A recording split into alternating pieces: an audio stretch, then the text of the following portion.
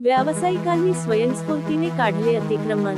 कारंजा नगर परिषदच्या वतीने अतिक्रमण हटाव मोहीम सुरुवात करून दंडात्मक कारवाईचे सत्र चालू। कारंजा नगर परिषदेच्या वतीने मागील वेळी राबवण्यात आलेल्या अतिक्रमण हटाव मोहिमेत मुख्य शहर आणि बायपास परिसरातील अनेक कच्चे पक्के बांधकाम काढण्यात आले होते, पण पुन्हा शहरात अतिक्रमण फोफावले आहे।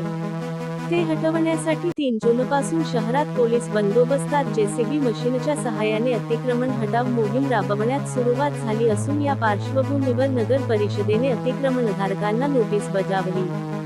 त्यामध्ये नगर परिषदेच्या मालकीच्या सार्वजनिक रस्त्यावर, नालीवर अतिक्रमण करून अडथळा निर्माण केला आहे।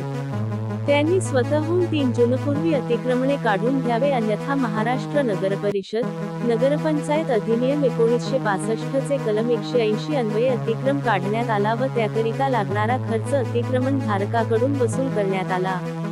कारंजा शहरात अतिक्रमण मोठ्या प्रमाणात पसरले आहे, ज्यामध्ये सर्वाधिक अतिक्रमण बायपास परिसरात आहे।